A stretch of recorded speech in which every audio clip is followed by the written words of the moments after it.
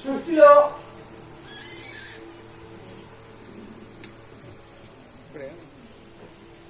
24,000 శ్లోకాలతో 260 సర్గలతో 6 కాండలతో విరాజిల్లేటువంటి ఆది కావ్యం రామాయణం. ఇది రాముని దేవాలయం. ఆ 6 కాండలు ఏవి అంటే బాలకాండ, అయోధ్యాకాండ, అరణ్యకాండ, కిష్కింధకాండ, సుందరకాండ మరియు యుద్ధకాండ. కొంతమంది అడగవచ్చు, స్వామీజీ ఉత్తరకాండ అనేది ఉంది కదా, అక్కడ సీతాదేవి అడవులు పాలవడం, లవకుశువులకు జన్మనివ్వటం ఇది కూడా ఉంది కదా అంటే దయచేసి తెలుసుకోండి. వాల్మీకి విరచితమైనటువంటి రామాయణంలో ఆ ఉత్తరకాండ అనేది లేదు. 6 కాండలు అయోధ్యలో కథ ప్రారంభమై తిరిగి అయోధ్యలో రామ పట్టాభిషేకంతో సుఖాంతం అవుతుంది. ఇదే రామాయణం. అయితే ఇది చాలా పాపులర్ అవడం వల్ల 8వ శతాబ్దంలో భవభూతి అనే ఒక గొప్ప కవి రచించిందే ఉత్తర రామచరితం లేదా ఉత్తరాయణం, ఉత్తరకాండం. అక్కడే లవకుశులు పుట్టడం, సీతాదేవి భూమిలోకి కూరుకుపోవడం ఇవన్నీ అక్కడ వస్తాయి. సో ఒరిజినల్ గా ఉండేది ఈ 6 కాండలతో వాల్మీకి విరచించినటువంటి రామాయణం. రామాయణం క్లుప్తంగా చెప్పాలి అంటే క్లుప్తంగా ఒక్క శ్లోకంలో పరిచయం చేస్తున్నాను. ఆదౌ రామతపోవనాది గమనం అత్వా మృగం కాంచనం వైదేహీ గ్రహణం జటాయు మరణం సుగ్రీవ సంభాషణం వాలేర్నిగ్రహణం సముద్రతరణం లంకాపురీ దాహనం పశ్చాత్ రావణ కుంభకర్ణ వదనం చ ఏతద్ధి రామాయణం. మొట్టమొదట రాముడు తపోవనానికి వెళ్ళటం, ఆ తర్వాత బంగారు లేడిని చంపటం, సీతాపహరణం జరగటం, జటాయువు యొక్క మరణం జరగటం, సుగ్రీవుడితో సంభాషణ జరపటం, వారిని చంపటం,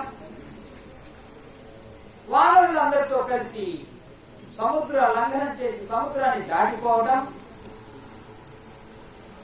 లంకలో లంకాపురిని దహనం చేయటం, ఆ తర్వాత రావణుడిని కుంభకర్ణుడిని వధించటం. ఇదియే క్లుప్తంగా రామాయణం అని ఒక శ్లోకంలో పరిచయం చేశారు. రామాయణంలో మనకు ముఖ్యంగా 3 కనపడుతూ ఉంటాయి. ఒకటి వ్యక్తి ధర్మము, రెండవది కుటుంబ ధర్మము, మూడవది సంఘ ధర్మము లేదా సమాజ ధర్మము. మనము ఇంట్యూన్ చేసుకుంటూ ఉంటే, రామాయణాన్ని చక్కగా దగ్గరగా ఫాలో అవుతూ ఉంటే వ్యక్తికి సలహాలు లభిస్తాయి, కుటుంబానికి లభిస్తాయి, సమాజానికి లభిస్తాయి.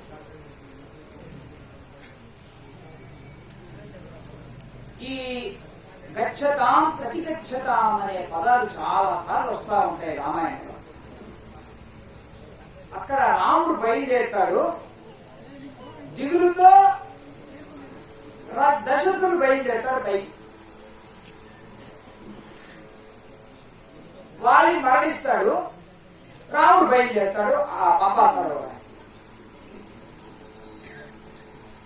రావణుడు బయలుదేరుతాడు, రాముడు అయోధ్యకు బయలుదేరుతాడు. ఇదే గచ్చతాం ప్రతిగచ్చతాం అని మనము ఆ రామాయణంలో చాలాసార్లు చూస్తాం. ఇక 3 నవరాత్రులు వస్తాయి. ఒకటి వసంత నవరాత్రులు, ఇది చైత్రమాసంలో వస్తుంది.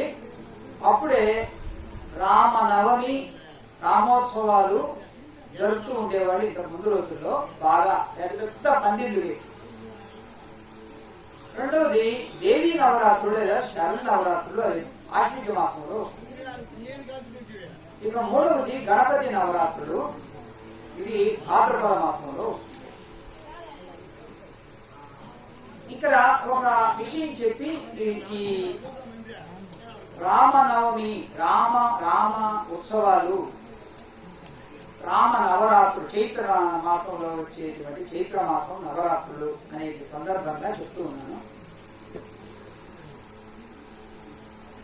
వినాయక చవితికి ఎవరికి వాళ్ళు చేసుకునే వాళ్ళు వాళ్ళ ఇళ్లలో ఇంత ముందు రోజుల్లో. అయితే 1930లో బాలగంగాధర్ తిలక్ గారు దేశ ప్రజల్లో ఐకమత్యం తీసుకురావడం కొరకు సామూహిక గణపతి నవరాత్రులు అని ఏర్పరిచారు. అక్కడ పోటీలు పడి పెద్ద విగ్రహాలు పెట్టి, మైకులు పెట్టి, సినిమా పాటలతో, రికార్డు డ్యాన్సులతో డాంబికంగా చేయటం అనేది శాస్త్ర విరుద్ధం.